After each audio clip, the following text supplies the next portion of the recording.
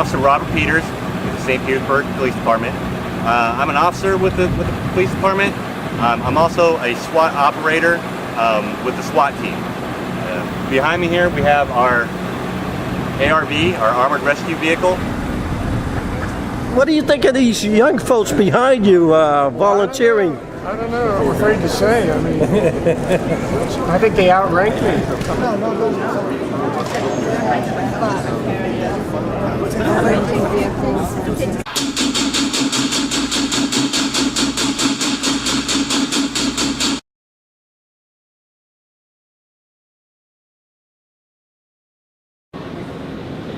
We're going to go ahead and get started here if we could, please. I know we've got a lot of information that we want to get out to everybody tonight and be able to get everything in the time we've got allotted.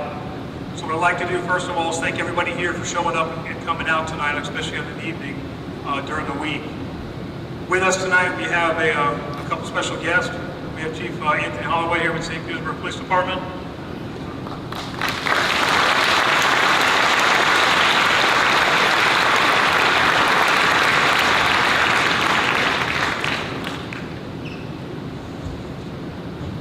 Good evening, everyone.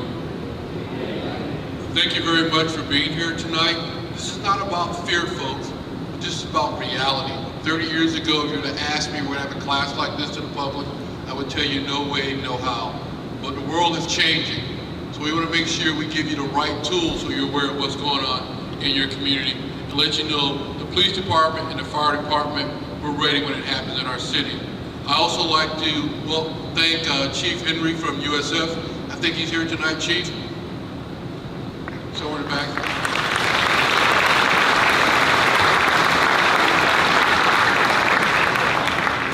As you know, we have a campus here in our city, and we'll be working with USF also about doing an active shooter training.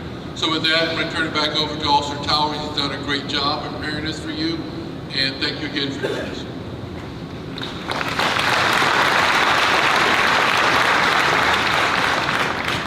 Also with us tonight, I'd like to recognize we got some representatives from the fire department who also helped assist in hosting this. We've got Chief Lars here to my right.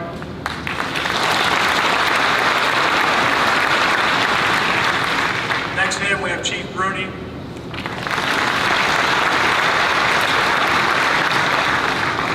And then we've got Chief DeMonte.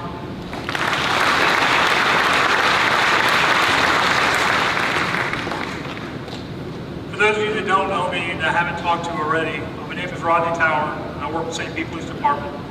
I've been with the agency for over 26 and a half years, and I'm currently assigned to our training division. This is just one of the things that I do with many tasks that we've got, is training our new officers, as well as the officers we have with our agency.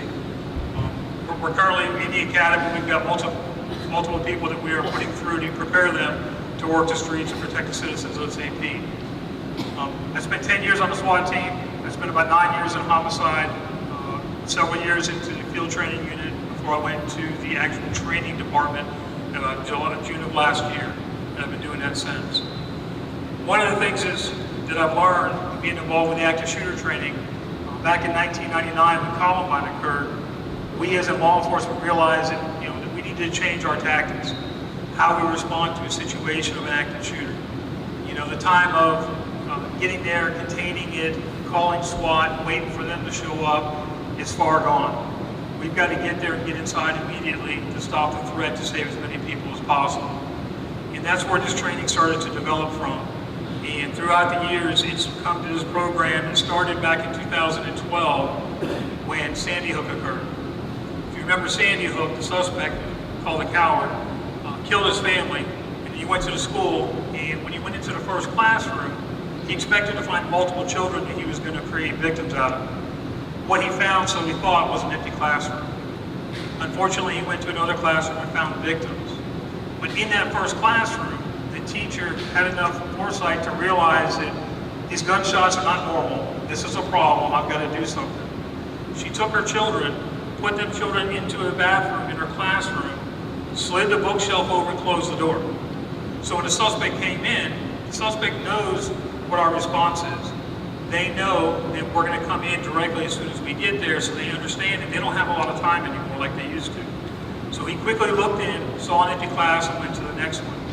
So because of what that teacher did, saved herself and 25 of her students, that's where we realized in law enforcement, we need to get information out to the community. The public needs to understand what's going on and what they can do, or at least have a plan of what they can do if something happens. Tonight I've got information I'm going to provide to you, and I've got some videos I'm going to show you of some recreations, but also some live videos of some things that have occurred over the years. There's nothing here that you're going to see that's going to be gruesome. There's nothing here that you're going to see, that's going to, I guess, be the shock and awe factor. You'll understand when you see some of the videos of what's going on, but you don't need the blood and gore to see that, to understand it. You just need to get the idea of what's happening, what the victims are encountering during that, and some things that we're going to talk about that you can do to hopefully remove yourself from a situation like that. If for some reason, there's any videos or any content that you feel is, not what you expected, or if you do have any young children, anything here, we're not here to offend anybody, but we understand the information has to get out to people. People have to have a plan. Just for some housekeeping information, if for some reason you guys need to step out, use the restrooms are here or to the rear of my left as you go out. Please turn your cell phones off, or please put them on vibrate. If you have to take a phone call, I understand. If you don't mind, if you can step out into the waiting area out there and do that, I would appreciate it. Thank you. These scenes here are all too often more common now that we're seeing. San Bernardino, Orlando, other locations where these incidents are occurring. We're going to talk about statistically some things that have been happening over the years and how they've been increasing and what's been going on. But this is what we don't want to see. We want people to be able to get away from the situation, get out of that situation, in hopes that they don't find any victims. We're hoping that they get to an empty building where they find classrooms or rooms that are locked and they can't get to people, and that by that time we're there and we'll take care of that problem. This here is going to be a recreation. This is a dramatization of Columbine. These are not real victims. These are not real video, but they did recreate what did happen. You're going to see the students in the cafeteria kind of walking around, milling around. It'll be quiet momentarily, and then there'll be a phone call made by a student in the video. It is taken from the real phone call that occurred on that day at Columbine. As this video progresses, you'll see the students start running because the shot's being fired, and then the suspect will end up on the phone. Watch where the kids go, where they try to hide, and what their responses are during this. And we'll talk a little bit more after, but also during the presentation.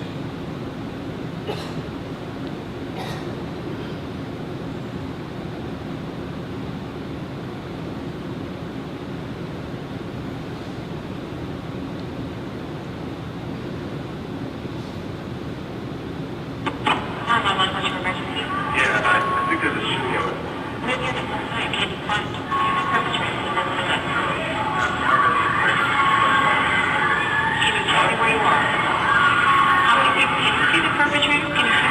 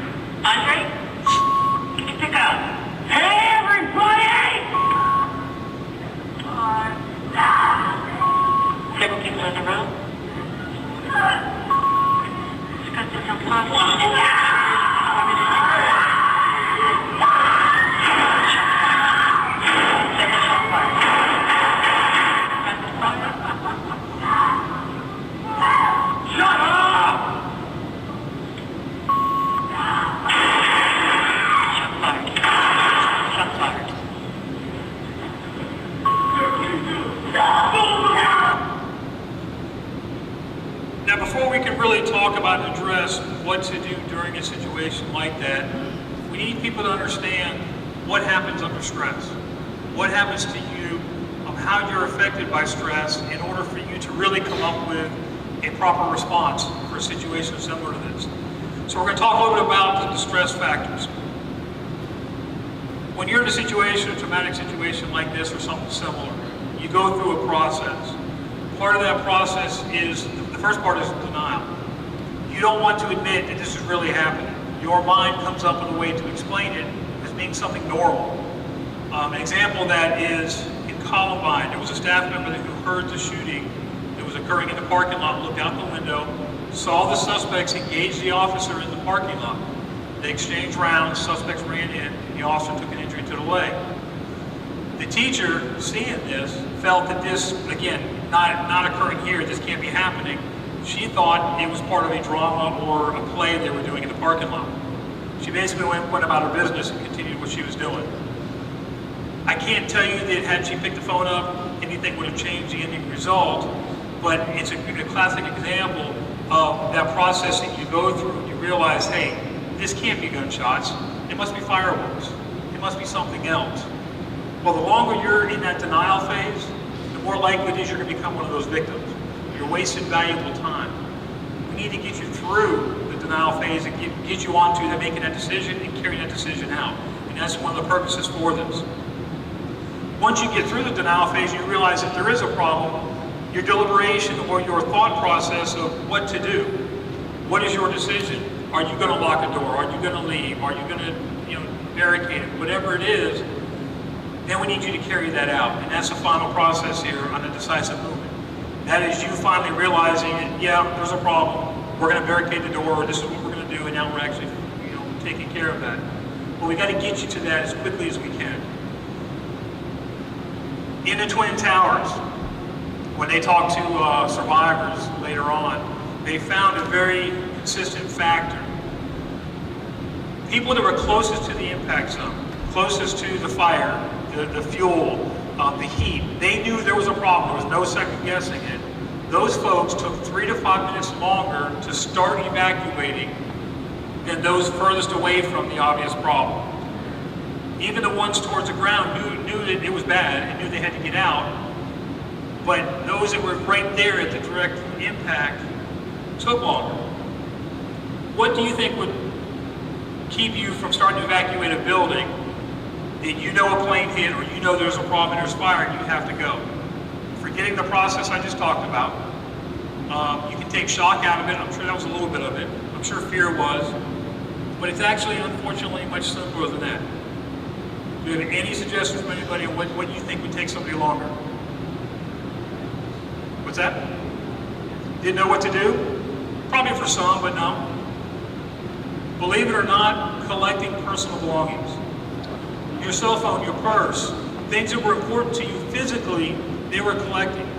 Now, we'll never know the answer to this, but how many people perished in there, in that building, that were carrying their stuff down those stairs? Imagine people trying to get past them as you're dropping things to get out of that building. You're going to see an example tonight in the video in Panama City of just that. There's an incident where a guy pulled a gun. In the video, you're going to see it during the meeting, and he told people to leave. After the third time of being told to leave, these two ladies get up and leave, very casually. They pick up their throwing binder, they pick up their purse, and they pick up their coat before they actually walk out of a situation where a guy's got a gun threatening everybody. So you're going to see some of these things. Some things are difficult to understand or believe would occur in a situation like that, but the video from Panama City is going to show you some examples that is kind of unexplainable sometimes. When we come up with our decision of what you're going to do in a situation like that, we need to try to be as calm as we can, of course, and very deliberate on what we're going to do. And part of that, of course, is going to start with pre-planning, thinking about it ahead of time before the shots are fired, before things are actually occurring at your business, at your movie theater, at your restaurant, your mall, what have you. Under stress, things will start physically changing, temporarily, but they'll be changing. At 60 beats per minute, that's the average resting heart rate. As we start adding a little stress, the heart rate starts to go up, as does the breathing. You start to breathe a little bit quicker, a little bit faster, and of course the heart rate starts being more. At 90 beats per minute, just a little bit of stress, you start losing some of your fine motor skills. The way I explain that is typically, if you ever watched a movie where somebody's running into a car, they're in a hurry to get in, maybe somebody's chasing them, they've got the keys in their hand, car keys, the biggest key in the key ring, they try to put it in the door, they can't put it in the door, they drop the keys, they pick it back up, finally get in, they can't get the key in the ignition, they're fumbling with it. You could go to your car right now blindfolded, you can sit down and put your key in the ignition probably without any problem and start your car. But you add a little bit of stress to that and all of a sudden it starts to deteriorate a little bit. I can imagine even trying to use a phone. You got shots being fired, you're trying to either hit the swipe, hit the password, or even dial, and your fingers are shaking, hands are shaking, you're dropping the phone. And that's just at 90. Then we get to 120 beats per minute. This is probably where you're going to be your fastest and your strongest, because all the blood is basically pulling or going towards the center core of the body, preparing for what it's about to endure. Whatever it is you're seeing, whatever is happening. The way I explain it is when somebody's trapped under a car, one or two people go over, they pick the car up, slide that person out, drop the car. And the other day you ask them to go pick the car up, they can't budge the car. It's kind of, again, falls about the 120 beats per minute. As you're progressing up here, you're progressing towards 175 and into the black area there. This is where you don't want to go. This is complete shutdown. This is where you can't respond, where you freeze. At 150 beats per minute, temporarily you start losing your hearing. In here you can hear people next to you, you can hear people shuffling. Under stress, you don't hear that. You may not even hear gunshots going off sometimes when you've got to that stress level. One of the examples I used is years ago I was involved in a shooting and the officer next to me fired several rounds. When he fired those rounds, I knew he did it, I saw what happened, but I never heard him. And that's part of that stress factor, and it may happen to you in a situation very similar. Also, besides your hearing, you start losing your vision temporarily. It's what they call tunnel vision. Side to side, for the most part, peripheral, you can see the person next to you or see movement at least. But under stress, this starts to come into where only you see what's right in front of you. And this is where you see somebody looking kind of off to the distance, and you're standing right in front of them talking to them, and they're not acknowledging you. It's because of that stress. And we'll talk about how you can start to reverse some of these effects. But I want you to understand what's happening to you when this is occurring. At 175, this is complete shutdown, this is complete freezing. This is where the victims basically collapse, curl up into a fetal position. They don't know what to do. One of the instructors talked about an incident he was at where there was a young child in the hallway. There were shots being fired. They're trying to get her to come out of the hallway, and all she did was stand there, stomp her feet, fist clenched, crying for her mother. She was in complete shutdown. She was completely overwhelmed with what was happening. This is what we don't want people to do. When I was involved with SWAT, for 10 years, we did search warrants over those 10 years. During search warrants, we do different things, loud noises, crash, and things like that to divert people's attention for our safety. I've seen grown adults on the ground in a fetal position crying for the mom. They were in complete shutdown. So when you get overwhelmed, sometimes this is what can happen. And unfortunately, that can make you an easy victim. This diagram here is of a nightclub in the Northeast United States. It's called The Station. I believe it was 2003. A band called Great White was playing there. By looking around the crowd, most of us should know who Great White was. I talked to other groups that they were young, a lot younger, my kids' ages, and they just stared at me. But they were playing, they had pyrotechnics going on. The reason for this video you're about to see, it's a real video, is because of other fires that were occurring. Deaths were also occurring with those fires. What they wanted to do was video the night events, go back later, look at those, and see how they can improve their security measures. They had no idea they were about to capture their own tragedy on video. These red circles, this one here, number 2, this one here, here, and up here. These are the exits from the building. This one here, in this area, this is the main entrance and exit route. Everybody goes in and goes out of the business. Subconsciously, you know you go park up front because it's short, quick to get inside, and that's where everybody goes in and out. The other ones are your fire exits, which are not commonly used, of course. Any location you go to, if they have a kitchen, if they serve food, majority, not all, majority of, when they have their kitchen, they have their own entrance and exit. Deliveries, employees, they come in through there.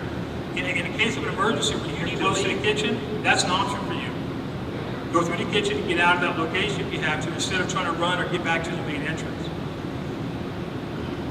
Up in the upper right-hand corner is where the band was playing. That's where the video will start. You'll see the fireworks going off, and of course you'll actually see the flames already starting.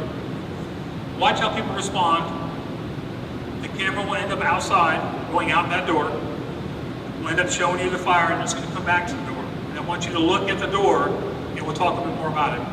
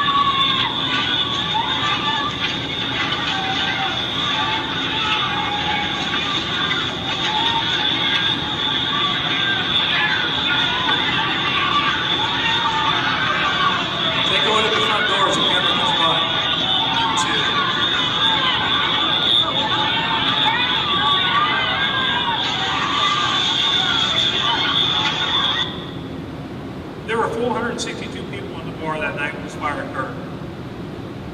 I believe most of those 462 people tried to go out that same front door at the same time. In that video, if you were able to see it, the people were literally gridlocked at the door, on top of each other, unable to get out. They had locked themselves in there, kind of like the old cartoon you'd see where two people try to go through the door and they kind of bump shoulders and get stuck. That's exactly what happened here, but unfortunately with 100 different people. In this fire, these circles represent the bodies that were found once the fire was over. You've got 31 people in that hallway right there, I believe, waiting their turn to get out and never made it. And you've got 18 and 9 more behind them waiting for their turn as well. If you look at the exit here, and the fire exit in the kitchen, I don't have any bodies stacked up here. It tells me one of two things. One, they never considered them and used them, or they did use them and they got out. Situational awareness at any point, wherever you might be, is very, very important. Knowing what's around you, knowing where you're at. Even in this building right here, right now. If something was to occur in here, and without even talking about this, and this is some other event going on, most people, most of you are going to try to go back out the same doors you came in because subconsciously, that's the way you came in. So you know immediately, oh, I got to get out, and that's what they did. They all turned towards the door, and they headed for that door. You've got a fire exit to your right, you've got a fire exit over here to your left. Double doors, if not 4 doors, I think, on each side going out. These folks in the front will be out of here before the folks in the back get out the back of the room. But that's what we want people to understand is know where you are, be familiar. Think about on a plane. When you fly on a plane, and you go through that little protocol at the beginning as they're taxiing, what do they start telling you? You've got 2 exits in the front, 2 over the wings, 2 to the rear, look behind you, the closest exit may be there. Subconsciously, they're trying to tell you that if you at least hopefully get out of the magazine enough to go, yep, there it is, that, you know, if it happens and you need to evacuate the plane, you'll know right where to go. If not, chances are if they didn't do that, most everybody on that plane would be fighting to get up front to get out that front single door that they came in on. So it's thinking about and being aware of where you are. What are your options? Movie theaters, anywhere you may go. You sit down to watch a movie before it goes dark, look around and see what you got. Are there hallways, stairwells? Are there other, how many chairs are between you and the door? Where is the door? Is it on the side or is it all the way up front by the screen? Depends on what theater you go to. That alone may be enough to save your life in a situation you've got to get out. Even if it's a fire like this, and you've got smoke and stuff like that. Immediate evacuation. Now, everybody here is local, obviously lives local, or at least is vacation local. Anybody not been to Tyrone Mall before? Everybody's been to Tyrone at least once. All right. When you go to Tyrone Mall, typically people like to park near the food court, or some of the major stores, of course, to come in and go about their day, shopping. Any idea how many exits there are out of Tyrone Mall? In the event of emergency or any kind of situation, shots fired or anything else like they had over International about a year or two ago, how many exits do you think there are getting out of that location? Dozens? 50? Do you realize that most malls, including Tyrone, if they've been through any kind of active shooter training and they hear shots being fired, what sounds like shots, they're closing their gates. If you don't make it in the store, they're not going to let you in. Once those gates start closing, you automatically got to take out the emergency exits out of the stores. So then how many does it leave? Food court, maybe a couple of the big stores that don't get them closed, but you may end up in the mall somewhere that you've got no way out other than the food court. Or the doors down by, I think, Dillard's or Sears on the other end. There are actually 14 fire exits in Tyrone Mall that have nothing to do with stores or any of the main entrances. There's 14 different ones. Now, most people don't pay attention. They're shopping, talking, on the phone. Now they're doing Pokemon Go down the mall. Whatever it might be, just to divert their attention. But if you're in a location like that, you look up, you see an exit sign, take a note what store it is. Even say it to yourself if you have to. Whatever, I don't know what store's there, but, shoe store, whatever it is. Continue on, you see another one. Say to yourself what that store is. And enjoy your shopping experience. But if something happens, you're typically going to remember, the shoe store is where I need to go. It's only right down here. And you will be out of there quicker than what will probably happen is you're going to run all the way down the mall, turn left, go out the food court because your car is there. It doesn't matter where your car is. We want you to get out of that situation. You can walk to your car. I'll give you a ride. If you survive it, call me. I'll come take you to your car. But I want you to get out quicker. Don't rely on, hey, I know where I came in. I know where my car's parked. I'll get there. Now, easy for me to say right now because we're sitting in this environment. But in a situation like this, try to remain as calm as you can. That calmness can be contagious. Think about any time you've been, you're on a phone, you've got kids or children around you, you get some bad news, some information, maybe a sudden pass of a family member, something like that, and you start crying. What typically would happen with younger children? They start crying too. You kind of look at them, it's like, why are you crying? Well, because mommy is, or whatever the situation is. Adults are very similar. If they see folks that are panicking, running around, kind of freaking out, it starts to get them worked up. They may realize, hey, this is a bad situation. Look at what's going on here. Look at the way they're acting. Versus being more calm, they start thinking, hey, you know what? She's pretty calm. Maybe it's not so bad. What do we need to do? But the calmer you are, the better you're going to be able to make good decisions on what you need to do. It keeps the breathing down, the heart rate down, things like that. Now, combat breathing.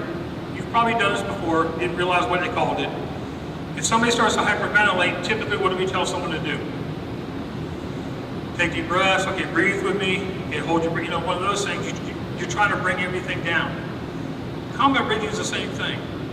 It's 3 seconds in through the nose, you pause for 2, you exhale through the mouth 3 seconds, you pause for 2. And you keep doing that cycle. And as you start controlling your breathing, it starts to come back to normal and the heart rate starts to come down as well. When you start bringing that down, your vision starts to open up, your hearing starts to come back, things start to get back to somewhat normalcy. Your emotion, you should be as upset and angry that that person who put you in that position, that day that you decided to go to see a Batman movie, because you didn't go there to become a victim. You didn't go to work for somebody to come in to try and take your life. That anger you got towards him or her that came in doing that, you might need to protect your own life. You might have to defend yourself against somebody with a gun or with a knife or with any kind of weapon. And that anger may get you through that. You may be so focused on that that you don't even realize what happened until it's over and you're alive, and that person may either be deceased or at least disabled to where they can't continue the attack. Staying fit, getting out, walking around, doing things, riding bikes, whatever it might be. Try to have some kind of level of fitness. Again, that will help you in recovery from some of these effects you're going to have, but also may help you also in the fight if you do have to defend yourself. The scripting and practicing starts with that mental preparation. It's kind of hard for you to go practice for an active shooter. There's a lot that goes into that. There's a lot of things, unfortunately, these days that have to be taken into consideration. Proper notification of law enforcement, proper notification of 911, proper notification of employees, people that your customers, things like that come into play because right now, with everybody seeing what's going on around the country, if somebody was to start shooting, or what sounds like somebody's starting to shoot, somebody may take some action. And hopefully not, but if you decide to practice one of these drills, somebody could really get hurt. It really wasn't intended. So you really can't physically sometimes do one of those practices or do one of those drills. But you can start mental preparation. Put yourself in a position at work, at home, at the mall. Mentally think about you walking down the mall, somebody comes in and starts shooting. What do you do? Where do you go? Work in that? Do you lock a door? Do you turn off the lights? Do you grab the table leg for a weapon? What is your response going to be? Through that preparation, the more you rehearse that, the better prepared you're going to be. And should something happen, any event you're confronted by a situation, you're going to pull from that memory, you're going to pull from that preparation, and you're going to respond much quicker. You'll be a whole lot quicker responding that way with the preparation than you will forgetting it completely, not doing anything, and then somebody starts shooting. Because then it's going to be like, what did he say? Where do I go? What do I do? And by that time, he could be standing right in front of you with a firearm, with a weapon. So practice as much as you can mentally. Of course, you can't do the physical practice. But in the event, let's just say you hear what sound like gunshots at work, and you get up, you lock the door, shut the lights off, and you stand near the window in case you want to evacuate, and you realize that wasn't shots, it was something else, or it was something completely unrelated. That's a free run for you. That's a free practice right there. You've now just mentally prepared for it, and then you actually did something physical to prepare. And I hope you'll never have to. But again, I think those days are gone. I think the days of it doesn't happen here are gone. Orlando isn't right in our backyard. It's an hour and a half from here. It very much could have been, at a bar, nightclub here. You guys may not remember. You remember an active shooting that occurred in St. Petersburg back in 2001, 2002. We've actually had our own. Where was it at?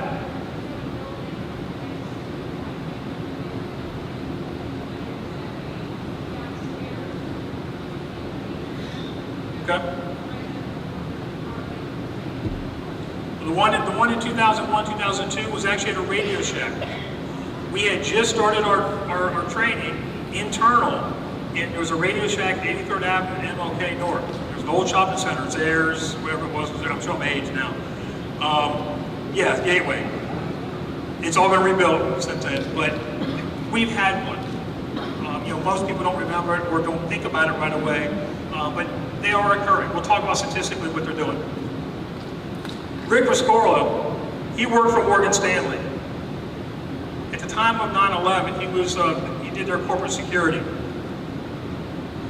He had military background, surveillance, counter-surveillance background, which is why they hired him. He retired and went to them. When he analyzed their company, they had 22 floors in one of the towers. They had thousands of employees that worked for them at the time. He felt he could not protect their company, their business as they were in that building, mainly because he couldn't control who was coming and going. He couldn't control vehicle access because you had hundreds, if not thousands of other businesses in those buildings that people are coming to. And you can't just shut those people off because you want to protect your own little piece of the pie. So he asked them to leave the building, find another building close to the ground, make it a hard target, make it more difficult, control in and out. And of course they weren't going to do that. It's too expensive. And if you've been in New York, you know there's not a whole lot of real estate to purchase in your own building. His concern initially was somebody putting explosives in the basement to try and bring the building down before the first attack occurred. He tried to get them to control the in and out of the parking lot, but again, there was too many limitations to it, too much cost. You just can't do that. His final response to that was, if I can't get you to leave, if I can't implement these safety practices, then we need to start doing evacuation drills. Unannounced, once a month, he'd set off the alarm, and Morgan Stanley's employees all marched down the stairwells all the way down to the ground. They agreed to it, they did it. Well, as we know, the first bombing happened in the basement. It didn't work like they expected. They did change some things, of course, to make it a little more difficult. He never expected, obviously, someone to fly a plane into it. When 9/11 occurred, because of their practices, because of their mindset, and I'm hoping none of them stopped to pick their phone up or their purse up on the way out, but they credit them as saving over 2,700 of their employees' lives because they knew what to do. They had practiced for it, they planned for it, and when it happened, they were out and gone. Unfortunately, he was on the 10th floor going back up to get more people out when he perished in the building. But that was his way to prepare his people, in a sense, his employees, his company, because other things were just impractical at the time. So sometimes you may have to think outside the box a little bit. Now we started talking about preparation.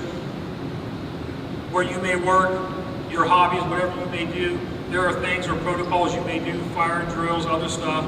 This is going to be Captain Sully. He's the one that landed the plane in the Hudson. I want you to listen to him, listen to his transmissions, how calm he is, the information he gives out. He's not rambling on the radio. He's not saying unnecessary stuff on the radio. It's what's pertinent, it's very short, and the whole time he's preparing his response to what occurred.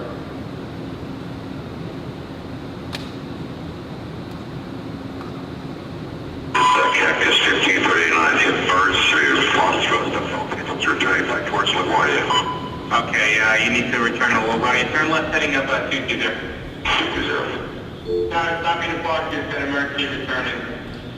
1529, he first strike, he lost all engine, he lost the thrust in the engine, he's returning immediately. Cactus 1529, which engines? He lost thrust in both engines, he said. Got it. Cactus 1529. We can get it, if you want to try to land one break. We made the announcement. Alright, Cactus 1529, give me left traffic, runway 31. Okay, what do you need to land? Cactus 1529, runway 4 is available, if you want me left traffic, runway 4.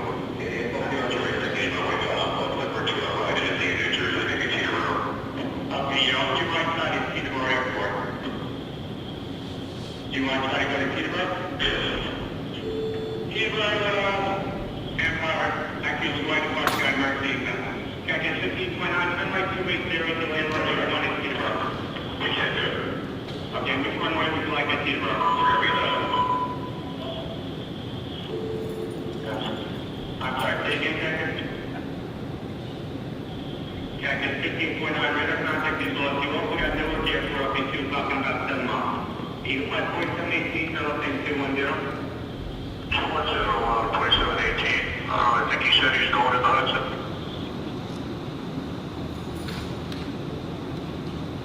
I'm sure he's probably never landed a plane in the water before, never wanted to land a plane in the water, I can't imagine.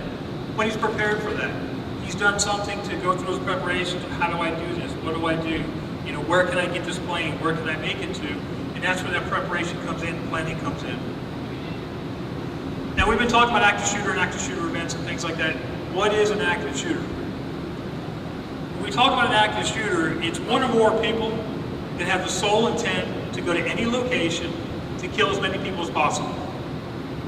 It's not a hostage situation. It's not a barricaded subject situation. This is a fact. They're walking through your doors to get as many of you as he can before we get there. They know we're coming. They know our response is quicker now than it used to be back in 1999. And they're pretty much kind of in a hurry to get it done. They also related to attempted mass murder. And this is how they collect the statistics of how the events have been occurring over the years. What does a shooter look like? How do you identify a shooter? There's no description I can give you of somebody you will see and you will feel right away that, hey, he's getting ready to kill people. Out of the number of incidents I'm going to talk about, there's 179 incidents that occurred between 2000 and 2014. Of those 179 incidents, the majority of those were male. I can tell you it'll be a male, odds are, because about 6 of them were female. Other than that, anywhere from the age of 13, if you remember Jonesboro, Arkansas, you had a 13 and 14-year-old boys, take rifles to school, pulled the fire alarm, ran outside the wooded area, and waited for people to evacuate. While they were outside doing the fire drill, evacuation, they started shooting their victims, all the way to the age of 88. So there's no certain age, there's no certain look, there's no ethnicity, there's no background. There's nothing, unfortunately, I can give you that you can line up here and say, okay, if I see that person, I'm going to know who it is. They're not all dressed in black clothing or goth clothing and black fingernail polish and all that kind of stuff. It varies. What helps to identify who the shooter might be is what they're doing, the activity they're doing, the red flags that are showing up prior to that day before the incident occurs. This may be increased use of alcohol, increased use of drugs. This may be verbal threats. This may be written threats. Threats towards the boss, maybe not to them directly, but to you. When he's telling you that, hey, Susan needs to die or whatever. I can't believe that they fired me. I can't believe that they disciplined me for this. This is crazy. She don't deserve to live no more. That by itself is not an active shooter. That by itself is not someone who's going to carry out a threat. Other things that go with that, though, again, if they're starting to use substances, if they're asking you to get them a gun, if they're starting to play with explosives and things like that, and showing you, like in Columbine, where they went out and started blowing stuff up as practice, if these things are going on in addition to the other things, that's a potential problem. These are opportunities for intervention. This is where people need to speak up. If they see something, they've got to say something. San Bernardino, California, the neighbors saw activity occurring at the apartments. They knew that what they were seeing was not normal. People coming and going all hours and other things they saw. They didn't want to say anything because they didn't want to be stereotypical or considered to be racist because of their background. Afterwards is when people come out and start telling us. Unfortunately, when we've got 30 dead or 50 dead over Pulse, now people start coming up and saying, well, he's been planning this for a year, or this has been going on, or he did this, or he's talked about that. Folks, it's too late at that point. We have got to start paying attention to what's happening before these incidents to try to prevent them or minimize the numbers that are occurring. Their mindset is very deliberate. They've practiced it, they've mentally rehearsed it, they've been to your location, maybe not, depends, not always. But they've done some of the things that I'm asking you to do as far as that mindset. Think about the situation, take it serious. What do I do? What don't I do? What are my options? Things like that. They do broadcast it. They talk about it. They post it on social media. In one incident, they had a kid that wrote a report. In his report, he talked about how he's going to attack the school. Well, thank goodness the teachers thought that was a problem and brought it to the staff members' attention. And there was some things that took place after that. I can't tell you that he would have really carried it out, but what we shouldn't be doing is downplaying it. Remember that denial I talked about? Susie gets fired, Susie gets disciplined, comes back and starts making comments, kind of off the wall about what should happen or what should happen to this person. We normally kind of downplay that as a community. It's like, oh, she didn't mean it. She's just upset. She'll get over it. And that may be for most of the time. But then start paying attention to other activities and just make sure nothing else is going along with that. If she pulls out, nothing, there's no other things, no other signs that are occurring, then maybe she was just a little upset. But we've got to pay attention. This map is going to start populating.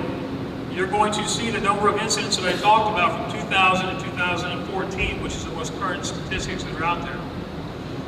Of the 179 incidents, I believe it's the last 8 years of the study, they average 18 annually that are occurring. Prior to that, from 2000 to 2013, there were 164. That was the most current I had until this came out. There was 16.4 on the last 7 years of that study. We add one more year to it, now we're up to 18 that are occurring on the average rate.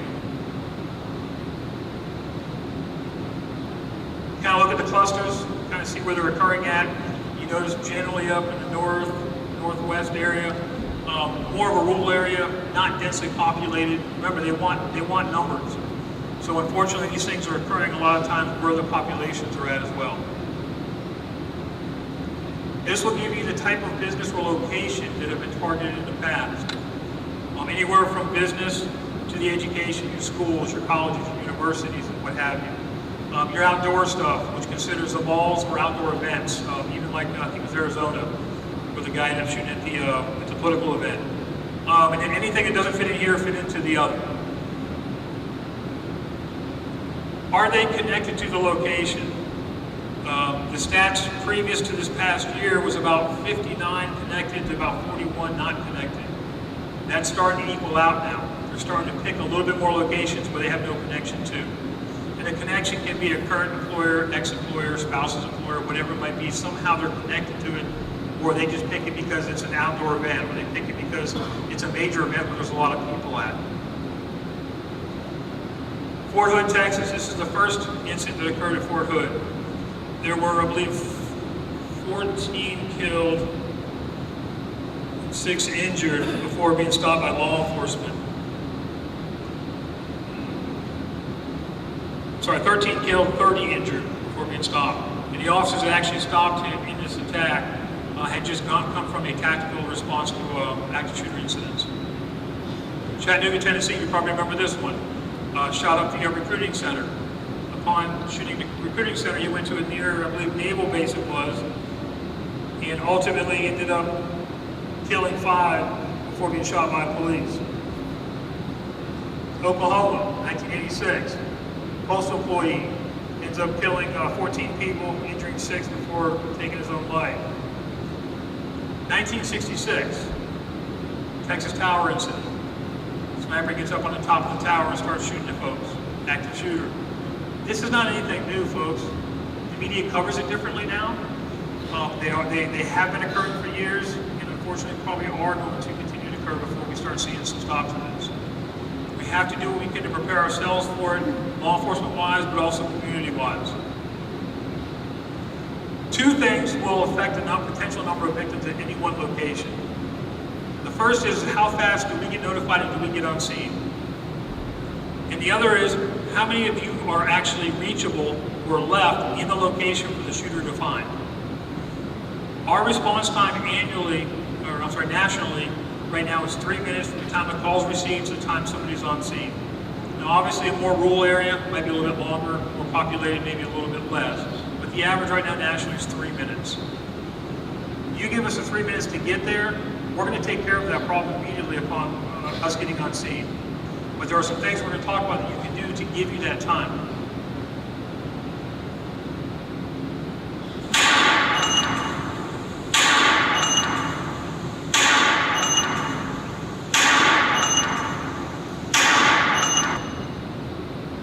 If you hear a gunshot, you have to immediately go right to reaction. You have to go right to that and do something. I don't mean run around and go crazy. I don't mean start panicking and screaming and hollering or shooting or anything like that. If nothing else, you get away from the area if you can. And if not, lock doors, put some things between you and the bad guy in the event that it's actually a real incident. But you've got to get past the denial and go right to your response. This is Christina Anderson. Christina survived Virginia Tech. She was shot 3 times during the incident. She's going to talk about what it was like when the shooter came in. I went up and down each aisle, shooting people randomly, shoots her. He'll leave and come back and he'll shoot her again. And she's going to describe some things that occurred. Now the interesting thing is her response to him shooting folks in that room. The only thing she thought of or could think of for her response was to turn around, face the desk, hands overhead, and get on her knees. That's a duck and cover drill. That's for like a hurricane, tornado type, not really hurricane, but a tornado type thing. We're preparing for, weather-related stuff. This video that I play and I talk about is not to diminish anything that she did, because she did survive it. But we can learn from this. We can learn from what she talks about, and that's the reason why we play this. When she gets shot, her only thought is to play dead. If I play dead, maybe he'll go away, not come back, or maybe he won't shoot me. Maybe he won't see me breathing. Now imagine you've got somebody in here in your environment shooting people, and you're laying on the floor and you're hoping that he doesn't see you. Folks, in Orlando, the suspect walked around and was poking people with the gun and kicking people to see who was alive so he could shoot them again. There are better responses than trying to play dead in hopes that he doesn't find you and moves on to another victim.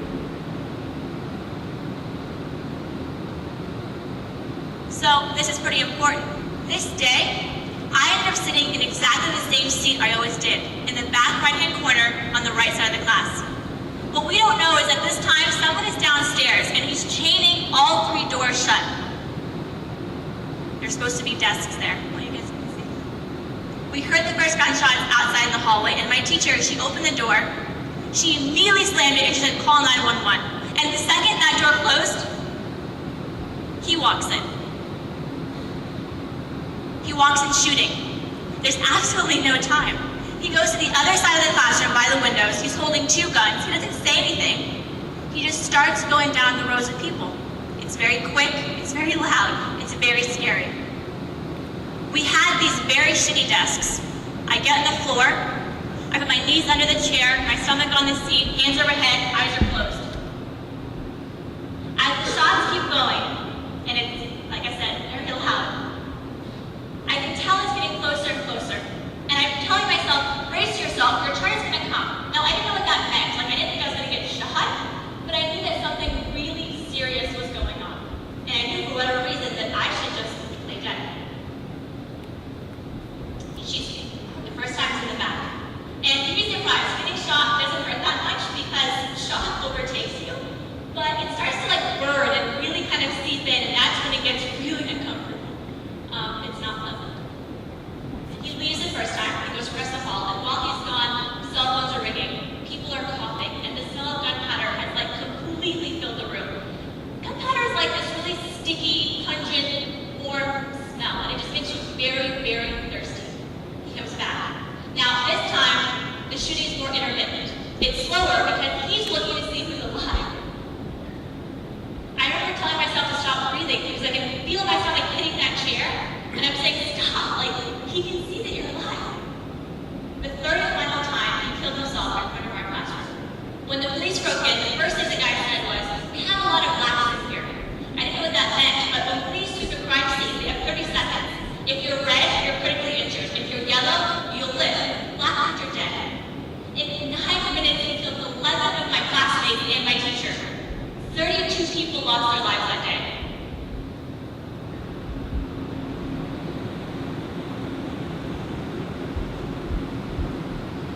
The other thing that people cling to, besides the let me play dead and hope he doesn't see me thing, is what they call hide and hope.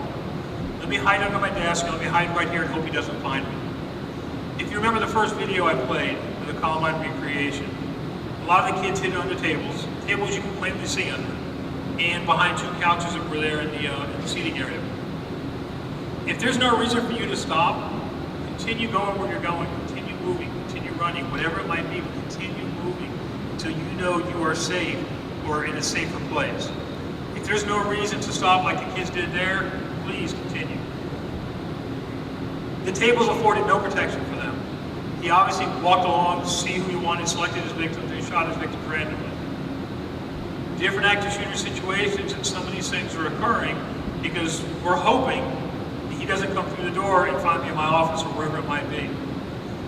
Even if this is your only option because you can't get out because there's only one door in your office, and outside that door you know the shooter is, and you've got no windows to climb out of, then yeah, you may have to basically shelter in place in that room, but put things in place first. That may be locking the door if it locks, utilizing furniture in there, chairs underneath this inward opening doors, some things like that we'll talk about. The other thing is, what other options do you have available to you that you can use to help you in a situation? Now these may not be guaranteed, but this is something you can use, again, to minimize the chance for him coming in, or at least to slow him down, causing him time to defeat before he gets into your room. Some things as easy as door stops. This particular one here is a hard rubber. It's got a rib side on one side and smooth on the other. This will tend to grab onto the carpet and other stuff, even on the tile floor, inward opening door. You can take this, kick this up the door as hard as you can. You lock the door as well. Now he's got 2 things to defeat before he gets into your office or wherever you may be. The other is some kind of either flex cuffs or a belt. You take the belt off. A lot of doors in commercial businesses have those closers on them up top. And when you open the door, they open. When you close, they automatically come together, the hinges. You can take a belt or anything similar to this and put it all the way up against the door, tight as you can. That has to open for him to come in. So now he's got 3 things to defeat to get into your office if you can't get out already ahead of time. The other suggestion is have some pepper spray available. In the event you're in an area or in a room where he's forcing his way in and he's breaching the door, that door's starting to open, he's not coming in to talk to you. You already know what his intent is when he comes in. It's to take your life. You may end up spraying some pepper spray out through the crack of the door when he comes in. Again, to drive him back, drive him away. Something else is good, fire extinguishers. If you have access to one where you are in that particular event, you can spray him through the door when the door opens, and then if it's empty, what do you do with it? You hit him with it, you beat him with it, you do what you gotta do with it. It becomes a weapon for you. Should he be able to get past you spraying him, and now he's still coming in. And that's where that defense is. You may have to defend yourself. But these are just some options that you can do or you can get to help increase that chance. I really don't want people hiding and hoping that you're not found. This system is built on the acronym of ADD, A-D-D, avoid, deny, defend. The avoidance is can you get away or get out of that situation, avoid it. The denial is not the process you go through, it is denying him access to you. And then of course the defend, as the last resort, is defending yourself. Now by all means, I am not telling you to run down the hallway, turn left, go around the corner, and go find him because I told you got to defend yourself. I mean, I'm serious. I don't want people thinking that this is what I'm telling you. But if you're confronted by him, and you're confronted by that life or death situation, you may be prepared to have to do something. That's what I'm talking about. I would rather you get out and get away and save yourself or anybody that comes with you than to have to fight somebody. Oh, this video, before I play this, I have to preface it a little bit. The video you're about to see is from Panama City, 2010. It's a school board meeting. This is real video. This is a live thing that occurred. Because it's a public meeting, news is allowed to be there. Of course, media, they're going to videotape and stuff like that, report it. So that's why it exists. There is a school board members on your left. There's the audience on your right as you're looking at the screen. What I want you to watch for is how people respond or don't respond, or the lack of, in the audience. You'll see the 2 young ladies I mentioned before that pick up all their belongings after being told 3 times, hey, it's time to go, y'all need to leave, y'all need to leave. They finally realize, yeah, we better go. You'll see the secretary duck underneath her desk momentarily, and then she'll come out. I want you to watch behind the suspect after everybody starts leaving. I want you to take a note of what happens. We'll talk about that afterwards. At one point in the video, you're going to see the suspect from closer than we are right now take his gun and point it at the guy behind the counter. Now he's going to shoot at him. What I want to preface and tell you so you understand is you are not seeing somebody being murdered. You are not seeing somebody get shot. He tries, but he actually misses the guy and shoots a desk in front of him. This is the luckiest man I think I've ever seen. Because again, he's closer than here. When you'll see him level, he'll shoot. Papers will fly up. The guy's going to fall down behind the counter because naturally when you watch TV, people fall down when they get shot, so he goes through all those motions. He'll disappear. Again, he's fine. He will then try to shoot a couple other ones, but he completely misses, and he'll end up on the floor himself because he ends up getting shot. If you don't see anything, there's nothing grotesque, there's nothing, no blood, stuff like that. But I have to preface that. The first time I showed the video, I forgot to preface the shooting part, and I had a couple of phone calls afterwards. So I try to tell people, if for some reason you don't want to see the action, that's fine. You can look away, you can step out. Again, you are not seeing somebody being injured or killed, and you will not see anything gruesome. But you'll get the point of what's happening. The one thing I like about this video is it shows people in real world. This is not a recreation. This is how people respond under stress. And some of you are going to laugh when you see what happens behind the suspect. And you're going to think, no way in heck am I going to do that. There's no way this will happen. But I guarantee you, if you don't prepare yourself, some of this will happen. That's what I like about this video.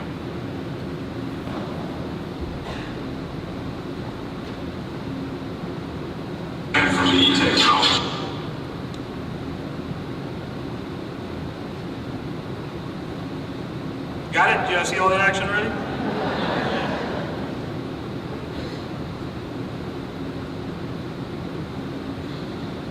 Stand by momentarily.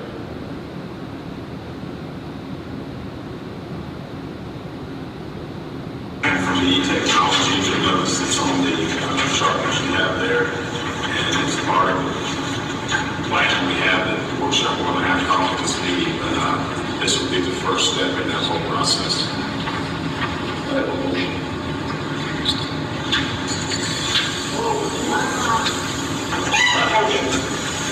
Everybody in this room.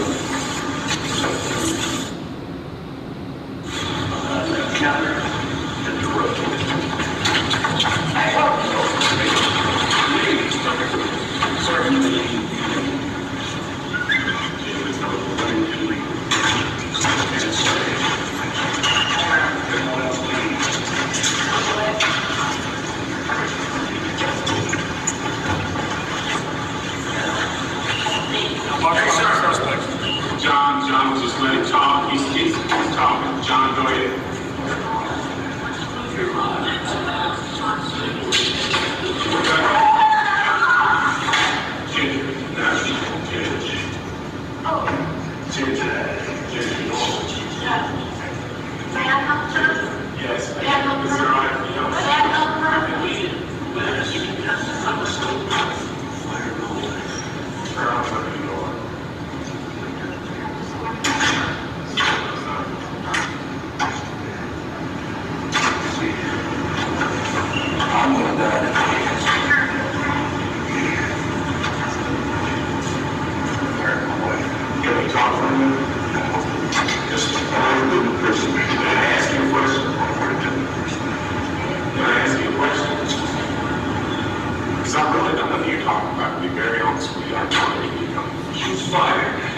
I believe that when she said that, but what did she do?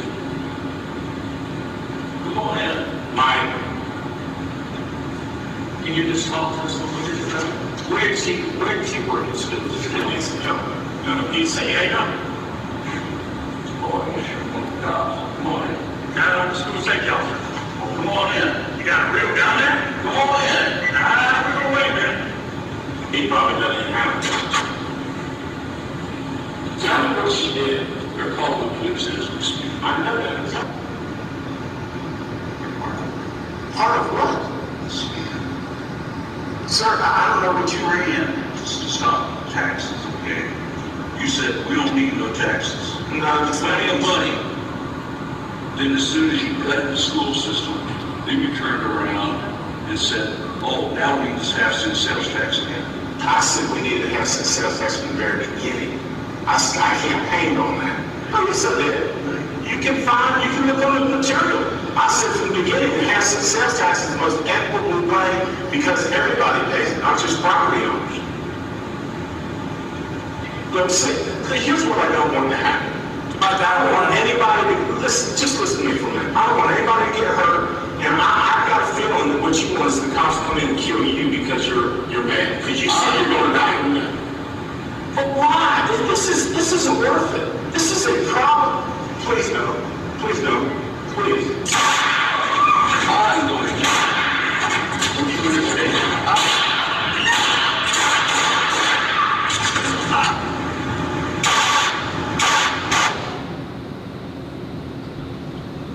Let's talk about a couple things you see in the video. Is it normal for a school board meeting for someone to start spray painting on the wall? A big circle with a V for Vendetta. It's not common. That activity doesn't mean that this guy's going to kill people or try to take hostages, but you know yourself that's not normal activity, something's wrong here.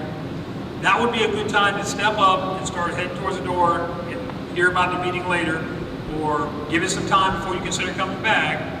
But he spray paints on the wall and everybody remains there, probably because of curiosity, because they want to see what's going to happen next. He pulls a gun out. Now what you didn't know before I showed the video is that in that meeting place, they don't allow weapons, of course. I get it, no guns, no knives, things like that. It's on the honor system.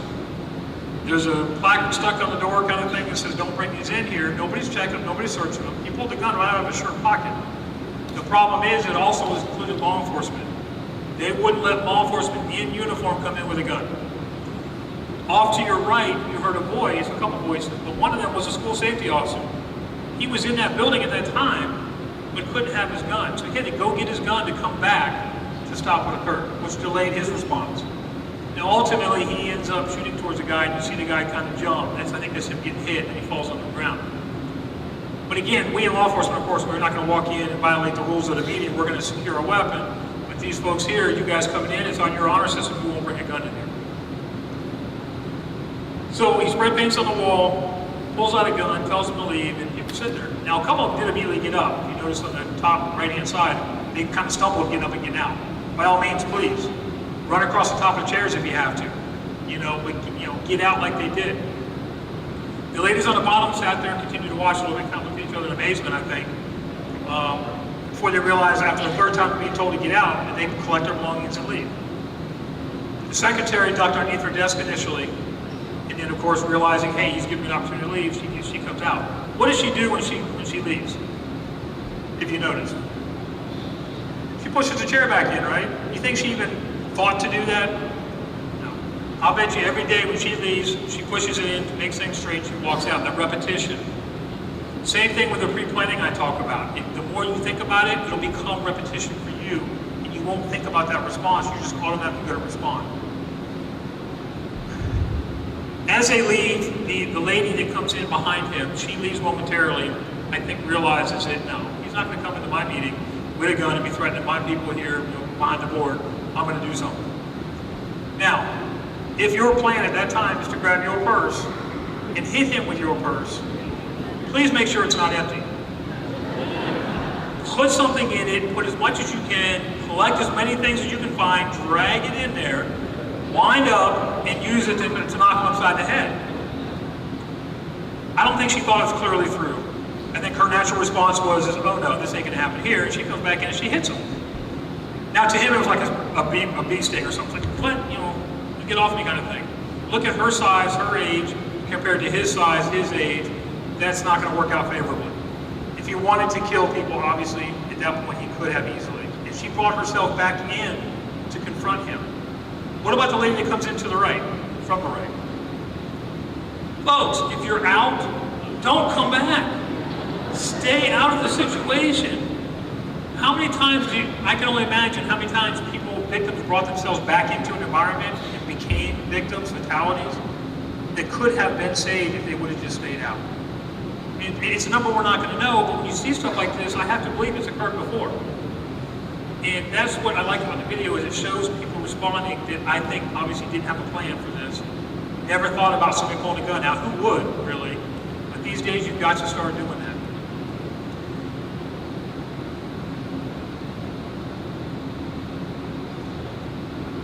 Knowing where you are, I alluded to it earlier, your exits, pay attention to those, think about the information you get on that plane.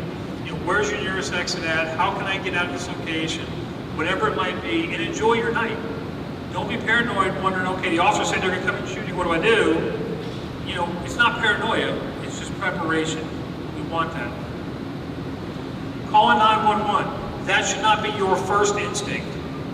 The time you grab your phone or grab the desk to get on that phone, what are you wasting? You're wasting valuable seconds. Get safe, get distance, barricade your door. Whatever you do, take some steps first, and then, if necessary, get on the phone. But please call 911. Don't call your family. Don't call friends. Don't go to Facebook Live and show people what's going on. Get on the phone with us and tell us, where are you at? How many suspects are there? Do you know what kind of guns they are? We're going to try to get people to you, but we can't do that if we don't even know who's inside. And you may be able to give us the information because you know generally where this person might be. That may help us get in there safe enough to get to him and take care of that problem just by the information you may offer to us. So again, safer first, and then get on the phone to 911. People will be calling us. What are some secondary exits, non-traditional exits? Don't always think about the doors. Think about your windows, your fire escapes. This here's Columbine. They're pulling him out of a second floor window while they're standing on top of an armored vehicle. Can you survive a fall from a second floor window? Sure. I'm not telling you to swan dive out and go head first, because the officer said I can survive this. But if you drop from a window, if you again, feet first, things like that, you can survive one of these. And in Virginia Tech, I'm going to talk about 10 students that did just that. They jumped out the second floor window. I think 2 of them get shot going out and all of them survive. You may hurt yourself, you may break a bone, you may do something, but you're getting out of the environment, you're getting away, getting some kind of protection or distance between you. I talked about locking the door. For a long time, they've talked about locking doors, stay away from the windows, turn off the lights. You want to give the appearance that there's nobody in that room. So if he's going down the hallway checking doors and looks in the windows in the typical doors, they look, don't see nobody, they're going to the next one. They're going to continue until they find somebody. Barricading the door. Furniture, chairs, whatever you can find, desk, anything at all that you can put in front of that door if you can't get out, make a mess. As much of a mess as you can in front of that door, particularly inward opening doors.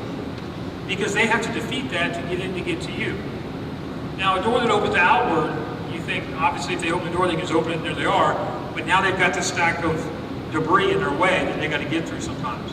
So it may not necessarily be determined in or out, but doing something may help you. Also on the outward opening doors, if you take a belt, extension cord, anything, purse straps, anything at all, and wrap it around that door handle, stand off to the side, when they try to open that door, if it doesn't lock or something, that belt that's going to hit that wall and prevent that door from opening or minimize it. Again, that takes some time to get through that.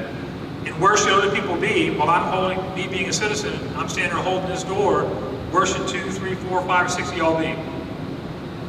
Standing somewhere nearby me on both sides of the door with weapons. And if he comes through, we're going to attack him. We're going to do everything we can. Because if I'm out there by myself holding that door and he comes through and it's just little old me trying to fight him off, and I've got a bunch of you back here in the corner somewhere, guess what? If he gets past me, he's got all of you in one corner. Very easy for him to stand there and start shooting you. So you're going to spread yourself out through the room. Make yourself smaller targets, but some of you should be around that door ready to attack when he comes in. If the door breaches, everything you've done has not prevented him from coming in, and he comes in anyway, again, you may have to go to that defense. There's different courses out there that you can seek out that talk about different things you can do, how to attack someone, other things like that. A totally different training session, but this may be maybe your only option. Lieutenant Murphy works for Oak Creek, Wisconsin Police Department.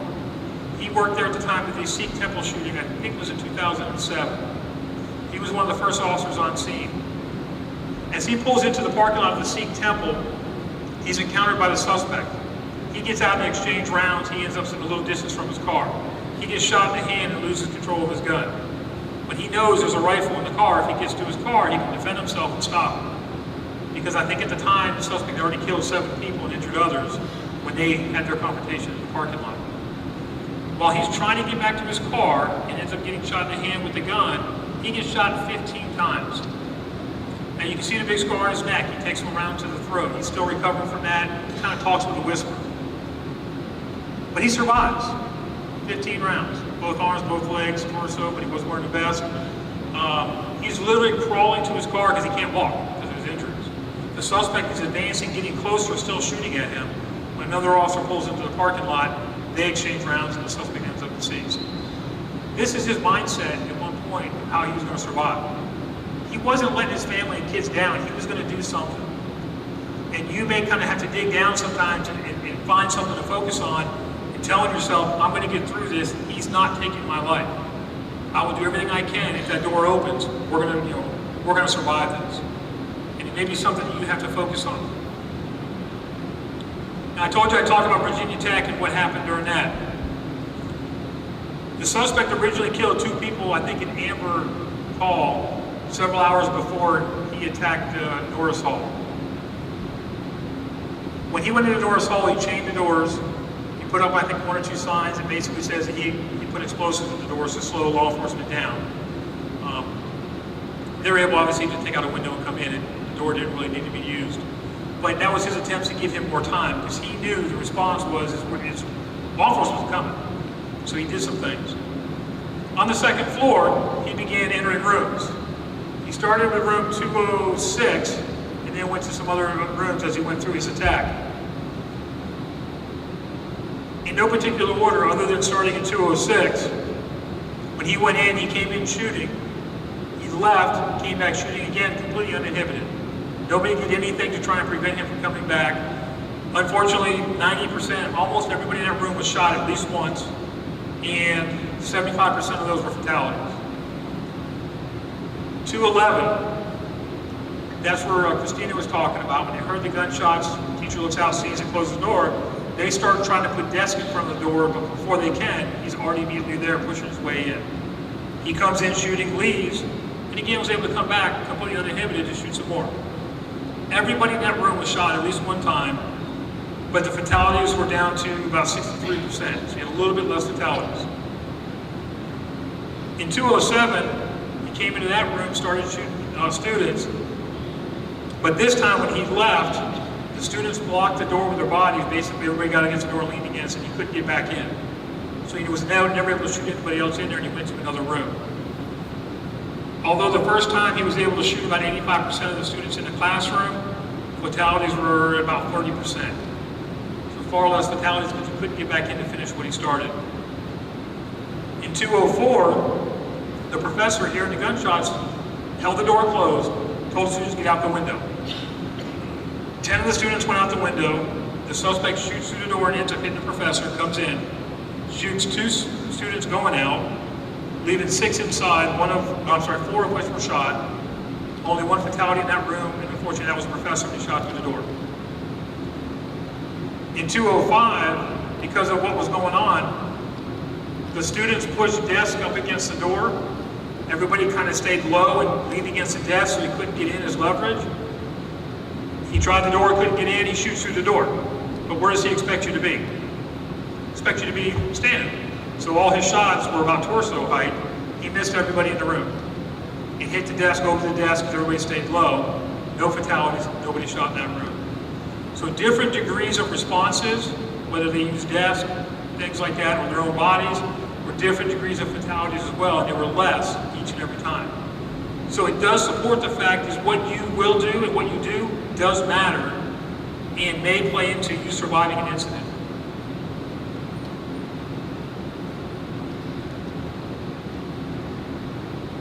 The next video here is going to be from, I forget the year, they'll say it on here, but it's from a university where a student takes his own action to stop the shooter. And they're going to talk a little bit about some of the things that we've talked about and what the student did. County Prosecutor's Office has released surveillance video from the day of a Seattle Pacific University shooting. A gunman fired on students, killing 1 and injuring 2 others in June 2014. We're choosing not to show the actual shootings, but we do believe there's value in recognizing what student John Meese did that day. And when he bravely tackled the gunman and stopped anyone else from getting hurt, understanding his actions are especially important in light of the club shooting in Orlando and other recent attacks. So Matt Lorch is here tonight with the video and some thoughts. David and Marnie, we don't know if student John Meese acted on instinct that day or if he had some training, but there is no doubt he saved lives. Safety experts say we could all find ourselves in this exact situation, and we need to know what to do. So here's the surveillance video. The gunman had already shot 1 student when student safety monitor John Meese comes around the corner with pepper spray. As the gunman goes to reload his shotgun, Meese sprays him in the face, takes him to the floor, and right here, he takes away his weapon. He runs away with a shotgun.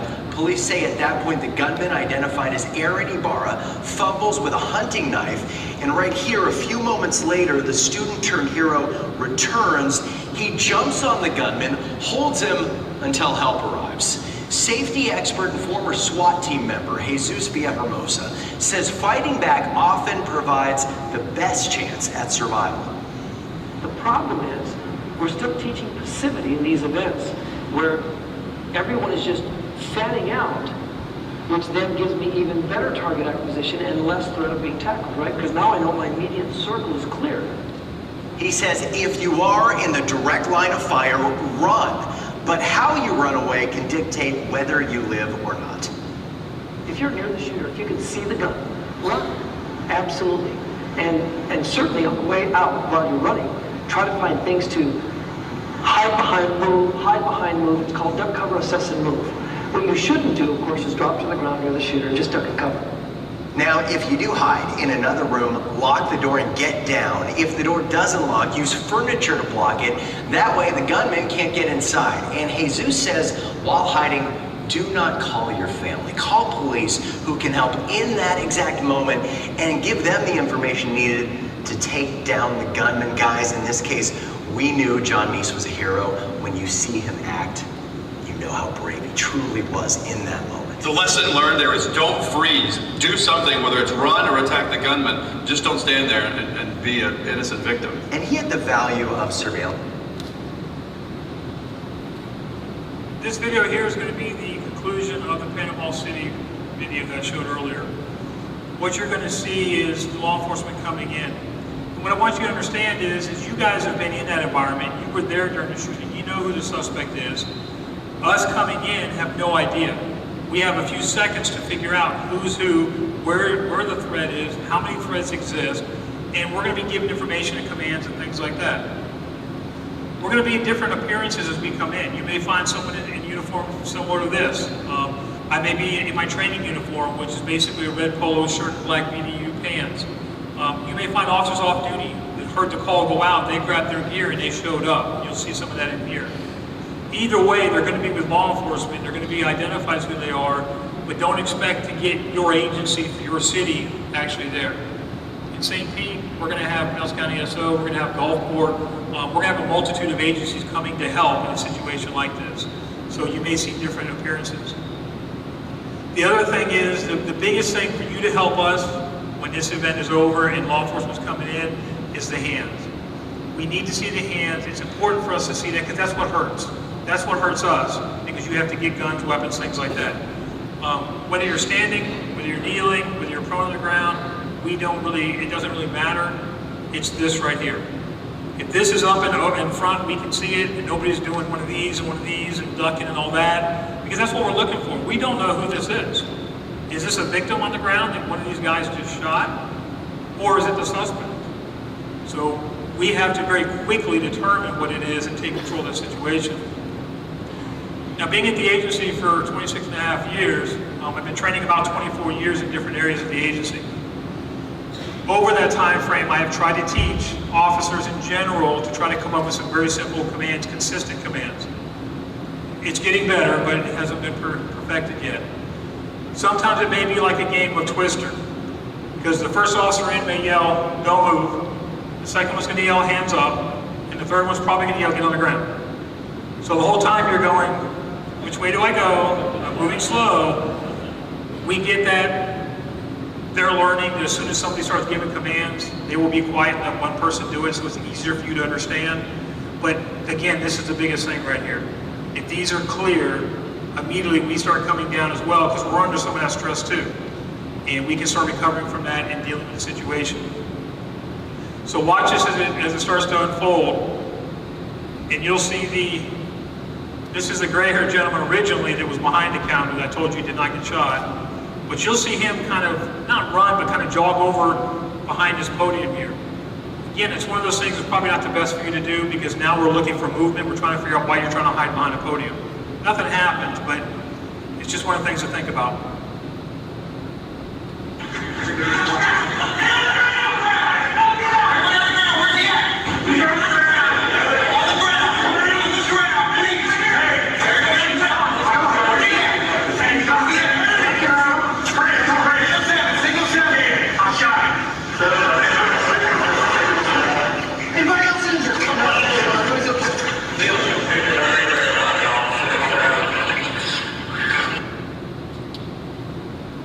Gentleman here in the red, I don't think he ever moved.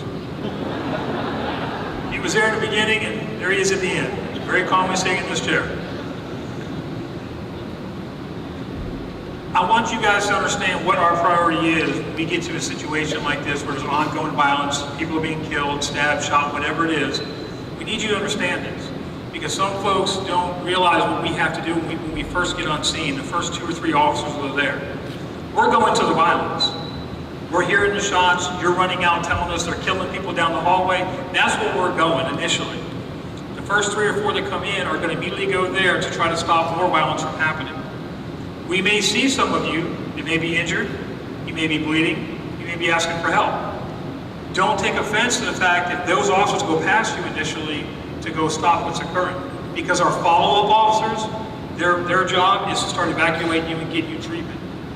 We've also, about 2 years ago, started training with our fire rescue personnel. We have trained with them and they understand in the situation of an active shooter, and we've got officers in there working, we're going to bring fire rescue to where we are and start escorting them in to start with triage, to start with treatment, evacuation, whatever it might be, to speed up that response.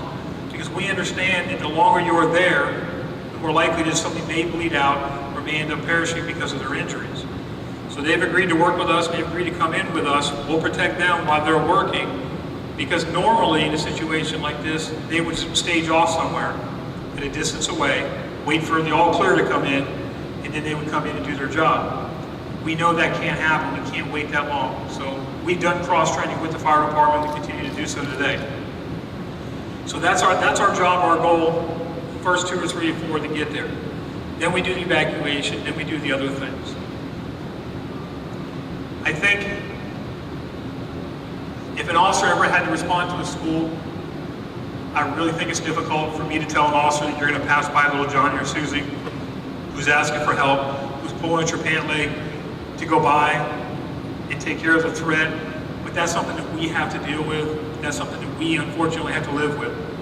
You know, pulling that pant leg away and going to deal with this in hopes to come back and be able to save Susie or Johnny.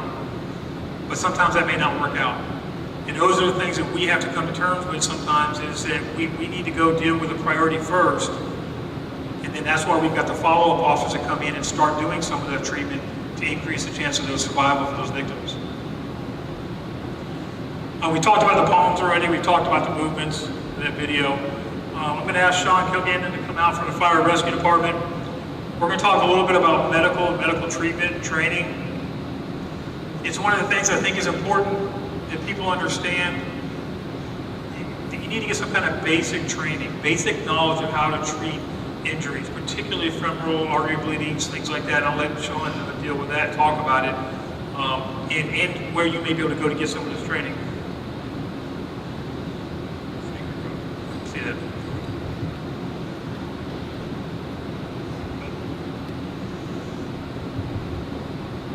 Good evening. My name is Sean Kilgannon.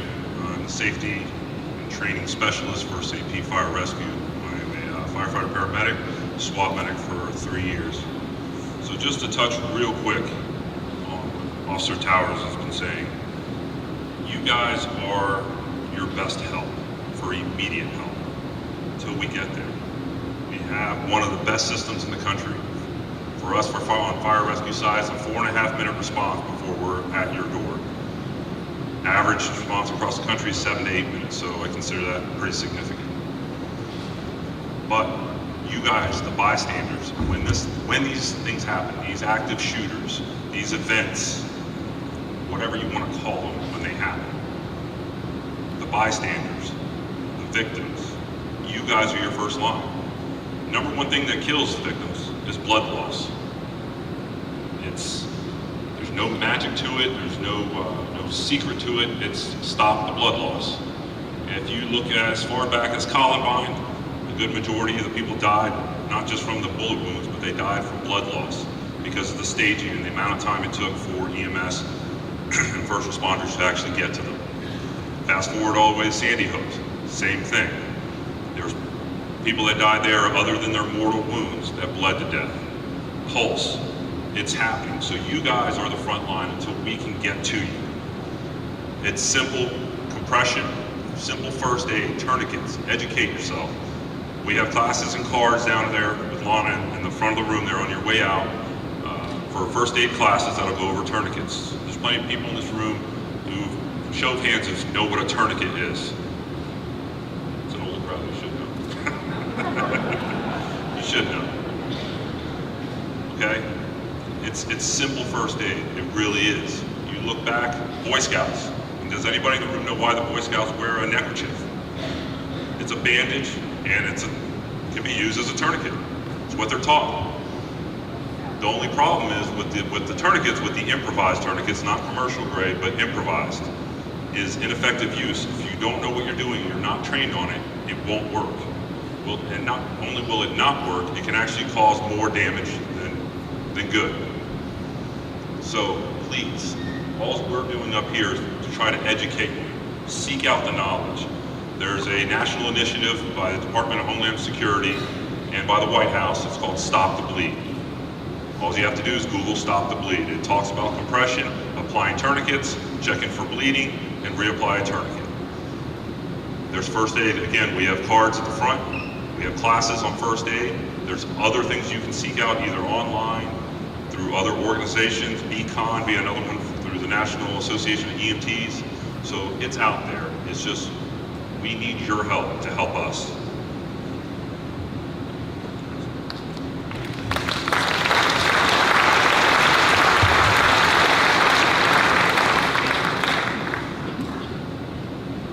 All right, I got about 2 more slides left, and I want to start taking some questions from folks in the audience. In a situation like this, should you be exposed to an active shooter or something similar, there's going to be some effects that you may or may not expect. Mentally and things like that, you have to deal with what you saw. You have to deal with the fact someone pointing a gun at you, shooting at you. You saw Susie, or you saw Johnny bleeding. You saw somebody get shot. Whatever it might be, it's going to be very traumatic.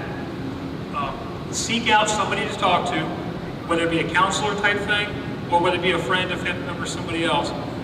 You're probably going to be experiencing night terrors, terror dreams, not be able to sleep at all, loss of appetite. A lot of things are going to happen for a long period of time afterwards until, as time goes on, time starts to heal. That's one of the reasons why a lot of times schools and that will be torn down and rebuilt in the event of some of these tragedies, is because every time you come into that school, you're going to immediately go back to, there's where Susie was, there's where this was, this is where I was, whatever it might be.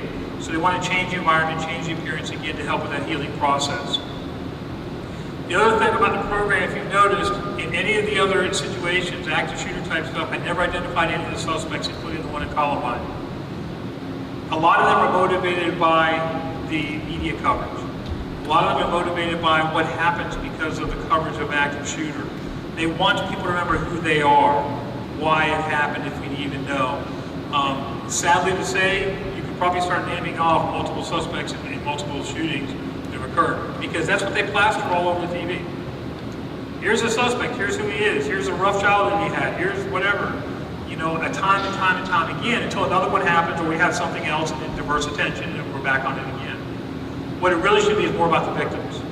Here's who the victims are. Here's who the folks are that went to the Pulse nightclub that were out enjoying their normal evening and became victims of this because of some cowardly act. These cowards pick locations because they don't expect resistance. They pick locations and they don't think there will be any firearms or anybody who's going to fight back, because it makes it easier for them. They don't want that, which is why they fortify them, why they put the explosives out, chain doors, things like that, because they're trying to put off that confrontation they know is coming. The other thing here before I start taking the questions, it goes back to the see something, say something. This is very important. People have to start reporting, or at least telling people what's going on, what they're seeing, what they're hearing, even if it's anonymously. There's tip lines set up in your jurisdictions. There's anonymous phone calls, ways that this information can come in without identifying who you are. We don't have to show up at your door, knock on your door, and say, and ask you why you called the police for obvious reasons. We can talk to you on the phone. We can meet you somewhere else. All you have to do is say, look, I don't want you to show up at my house, but I'll meet you down the corner or whatever. I'll meet you somewhere else. Come to the police department. Tell us what information it is. We'll start looking into it and following up on it. But again, if you see it, it's not normal, out of the ordinary, let somebody know, even if it's your supervisor at work. You know, she's making some off-the-wall threats, I'm smelling alcohol on her, she's becoming a little more violent, short-tempered, maybe nothing more than the fact she's got some personal issues. But maybe there's some things that can be put in place through work insurance and that she can get her help, and it never leads to anything else. I've got Sergeant Laddick over here to my right, and I've got Rick Shaw over here to my left with microphones. I'd like to address any questions you might have before we dismiss tonight. If you want to raise your hand or stand up, I'll have them come over to you and we'll address them. Now, one question. You guys want to go home, right? Go ahead. Rick, turn it on. Turn it on.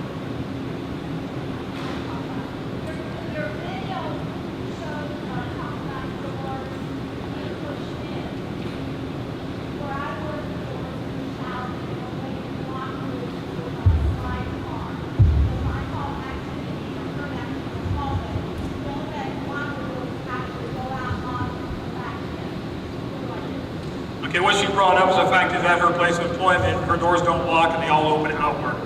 For her to lock her door, she's got to go outside of her door, slide a card, and then come back in. In that case there, if you don't have any other way to get out, you can barricade and put things in that doorway. Then when he opens that door, he has to encounter a move. And then I would get out a window, get out of another escape, or at least get to a position that I can feel that I'm safer than just doing nothing at all.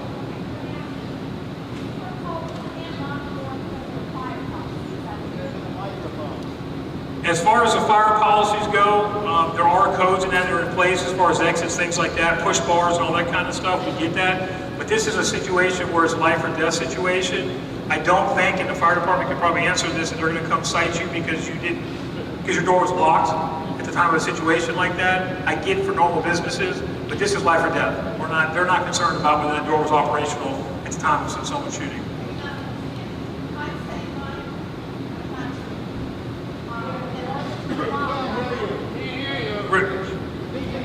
Hello?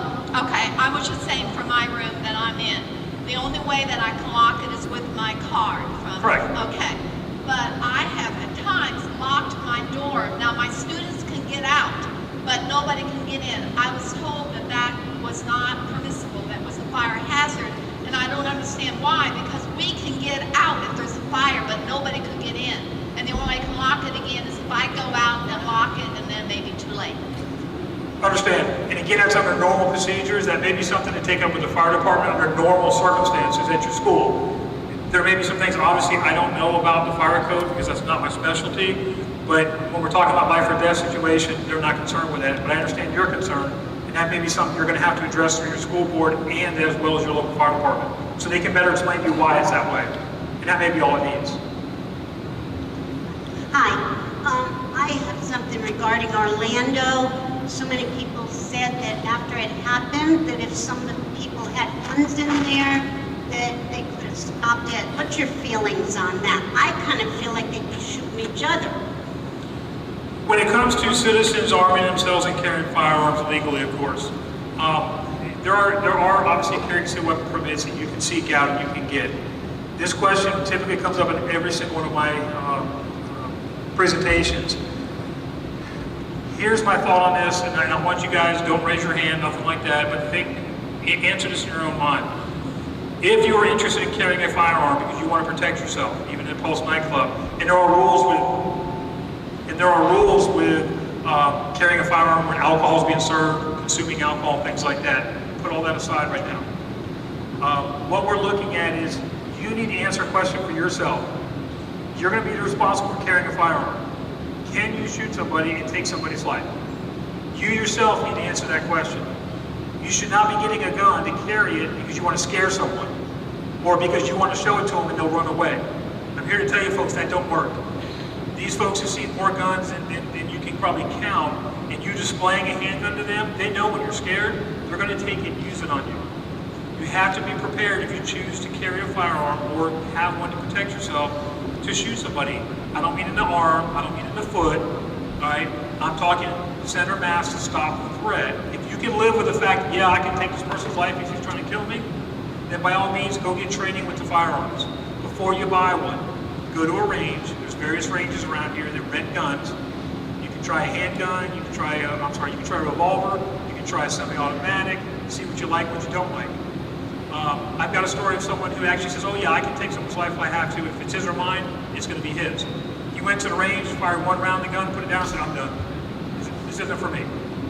So get the training, go out and practice a little bit, find out what works for you. And if you're comfortable with that, obviously find out what you want to purchase and go get the concealed weapon permit. Now I'm here to tell you, concealed weapon permit is not that difficult to get once you pass the background. You go through a 2-hour, I think it is, whatever it is, course, you fire one round at minimum. So they take you in the range, you pick a gun up, you shoot one round, you're done. You're qualified to carry a gun to protect your life when somebody else is on the street. This is stuff that people need to be responsible for and get the training. I'm all for it, as long as they're prepared to use it and things like that. Because even at the Pulse Club, if they weren't drinking alcohol and they didn't violate any rules, you know, having a gun can stop something very quickly. We as a law enforcement, when we're off duty carrying our guns, our concern is, of course, if I engage a shooter, Where if I'm in that meeting and I shoot the shooter, and law enforcement's coming in or is on scene, I gotta be prepared that they may shoot me. And it's the same thing with citizens. If you stop someone, you stop a threat, somebody breaks in your house, well, the house is a good one. You're at the mall, you shoot somebody, suspect's down. Once that's done and over, put the gun away, secure the gun. We'll ask the questions when we get there. We'll deal with that, but by you standing there pointing the gun at them, we come around the corner, what are we supposed to expect? We've got a second to figure out bad guy, good guy, we don't know, and if we take those shots and unfortunately you get injured or killed, and later we find out that, hey, he protected himself, that's actually a suspect here, then that's something, again, we've got to deal with ourselves too. So you got to get that background and understanding of being responsible and what to do when you have the gun, even in Pulse or anywhere else, and you shoot the bad guy, what do you do afterwards? People don't always think about some of those things. Yes, I'm sorry, hold on, ma'am. Rick? Yes, that was actually my question. Is there a policy in place if you are concealed carry, you do engage the suspect, and then what do? You secure the gun, you put it back where it was, or? As long as the firearm is secured. In other words, if you're off duty, and you carry a holster or your purse or whatever, that's where it needs to go, and then wait for us to get there, and obviously at some point go, by the way, I do have a gun here, I'm going to shot it, just to let you know. We'll deal with that. It doesn't mean you're going to jail, it doesn't mean you're getting arrested. If you're defending your life, you have that right. We don't put people in jail because they're defending themselves. So yeah, there'll be some questions to ask, but it's going to go very simple and very easy when we handle it that way versus you having a gun out or standing with a gun when you come around the corner. So secure it somewhere, somehow, so it's not you and not your hands. Greg, Rich? I work in St. Pete area, and now, and having been through a situation with Largo with an active shooter in the ground floor, is there any program like this that you can offer to employers? Offer to who? Employers. Employers? Like the company I work for. This program that I do here initially started with workplace locations, churches, things like that, obviously in a smaller environment. This is a program that we do offer to really to anybody that wants me to come out and talk to them, whether it be work or not.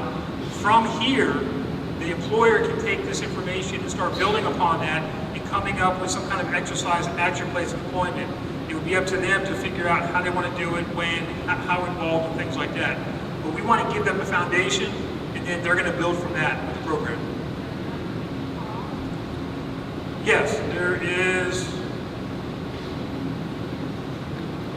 a phone number there. That's my phone number. If you're looking to have a program done at your place of employment, your church, or some location like that, you're more welcome to call me, and we'll definitely try to set something up for you. The more people together that I can get, the easier it is through work to justify me coming out and doing it. But yeah, we'll definitely work on something for you. Sarge? So my question is about concealed carry. I've gone through all the specific training. But the one question I just can't seem to get an answer on is regarding gun-free zones and carrying in them and the repercussions if revolving around that situation, if you have to use your weapons. In the event of gun-free zones and carrying a firearm as far as concealed weapon, they will explain to you the rules of where you can and can't go, or some government buildings, other places you can't take it even with a permit. In one of the gun-free zones, my understanding is, one of the gun-free zones is one of those areas. So if you go to Tyrone Mall and it's gun-free zone, you're not supposed to be carrying your gun in there. Now, there's nobody there checking you, of course, doing searches, things like that, and I don't want to tell you something that's going to get you in trouble, but if you have the permit, you may need to contact who it was you got it from, or to research it to make sure you're doing everything legal. Because I don't want, obviously, anybody to get in trouble for trying to protect themselves, or not, sorry, for carrying the gun. So know where you can and can't go with it. That's part of the education when it comes to you having the gun, having the permit. And they'll talk about that too.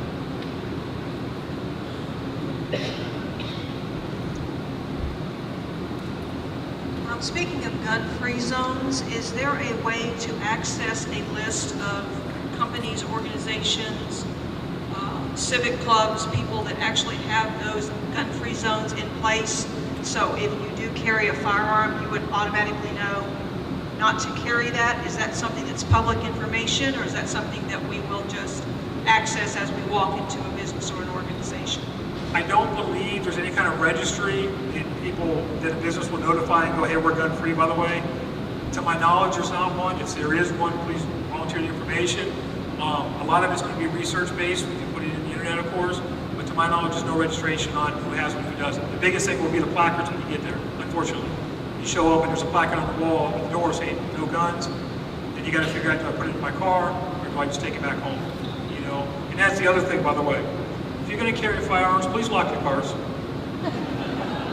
You would honestly be surprised how many reports we get of unlocked cars when they knew their gun was in the glove box or up the seat or wherever it may be, and they get stolen.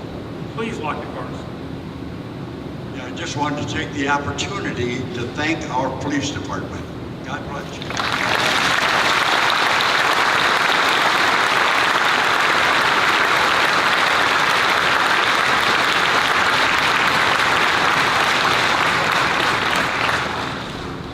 Regarding the gun-free zones, I think that's a misnomer because generally these shooters are not legitimate to begin with, don't follow any laws, and perhaps a gun-free zone may be one of the more unsafe places to be gun-free. And that's one of the things that these locations need to understand. I get why they do them.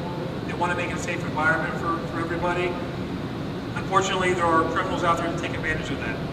And again, they look for those places that are going to be less likely to resist. And a gun-free zone may be one of the ones that they pick because of that. So it's up to the establishment and or the location to reconsider whether they have one or not. And is it enforceable? You know, that's the answer I don't have when it comes to the zones.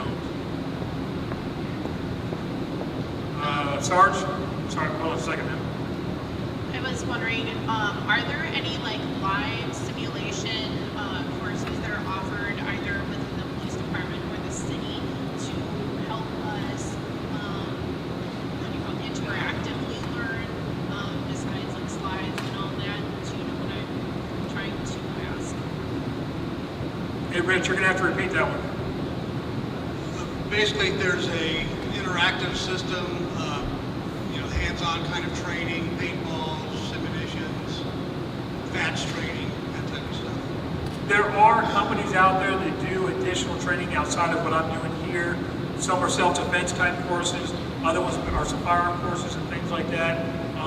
Me being the position I'm in, I can't recommend one over the other. Unfortunately, I have to kind of rely on friends and or internet searches to get that additional training, but there are companies out there that do offer some of that, yes. I'm not allowed to say one over the other. There's a lot of people here asking about the laws about concealed carries and the signs that you can actually have. I'm an NRA pistol instructor. You have to personally go onto the legal websites and look up the laws yourself.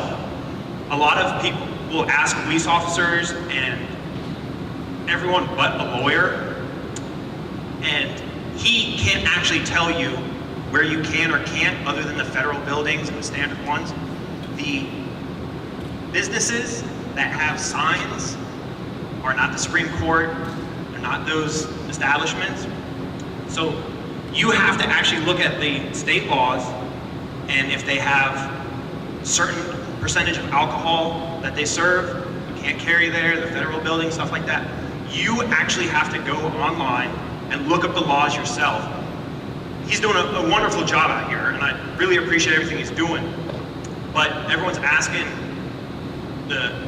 Mr. Tower, Officer Tower, you have to take the initiative to go on there and read the actual statute yourself and interpret it yourself. And you can't rely on, you're not a lawyer. You're gonna follow the laws that he's presented, which is great. You have to take the initiative yourself also and educate yourself as much as you can and keep up on the laws as much as you can. So, thank you. Sarge, back. Hi there. I think years ago, a long time ago, we were always taught that if a situation came up, don't be a hero, try to save yourself, that kind of thing.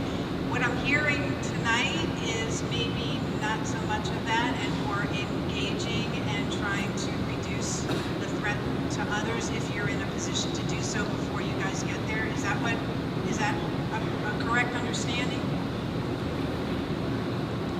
She was asking about the purpose as far as the program of, is it more to engage the suspect and it is to save yourself in that. The way I understood the question. Basically, the premise is we want you to leave and get out of the area. We want you to go is the first thing. I don't want you to stay and fight the guy or girl. I don't want you to have to shelter in place if you don't have to. The whole goal is to get out and get away. What I'm telling you is if you can't, for whatever reason, the only exit's blocked, whatever it is, now your next step is to shelter in place, fortify it as best you can, and keep yourself out of that site. And as a last resort, because he's now breaching your door and coming into a room, you're going to have to consider defending yourself. I'm not encouraging you going out to do that, because that may not be the most optimal response. The most optimal is to leave, vacate. That's why the ad, avoid, deny, defend. Defend is the very last one. That's your last option. We don't want you to resort to that first, unless you have no other choice. And it's you and the shooter right there in the hallway. Hopefully I answered it. I could hear part of it. Sergeant Rick? Hi, good evening. What do you suggest in the case if there is an active shooter and there's no way to get out of the building or the situation that you're in, so you find a nice hiding place or what you think is a nice hiding place, but you don't want to make any noise, but yet want to contact 911? Is there a way you can text 911, text a family member to call 911? What do you do in that case in order to not give any noise, but at the same time contact the authorities? I don't believe you can text 911. I know you can do like 411 and things like that. I don't think there's a system set up for the 911 side of it. If you call 911 and you're in that position, if the line is open, they can hear what's going on. If you know for sure you can't talk, that may not be the optimal time because now you're tying up one of those lines where somebody could be on there. You've got to kind of make that decision. If you're in there, if you're hunkered down to an area where you know he's like standing nearby, I wouldn't be doing anything. I would actually make sure the phone is silenced, turned off, I'm as quiet as I can. If I hear or think he's moving away and it's safer, then yeah, at that point I may go ahead and start doing the dialing and that. But you got to make that decision. But the main thing is make sure you're safe to do it. And if you feel you're not and it's going to jeopardize it, don't get on the phone. Other people are going to call us. Anything else?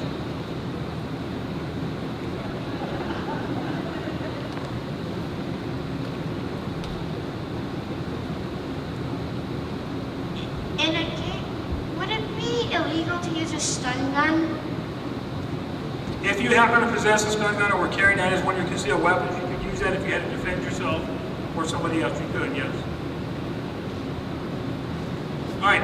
I would like to thank you guys for coming out, especially on your weekday evening. If you have any other questions or information, you can reach out here. Obviously, my email, my phone number here. Again, thank you very much. Have a good night.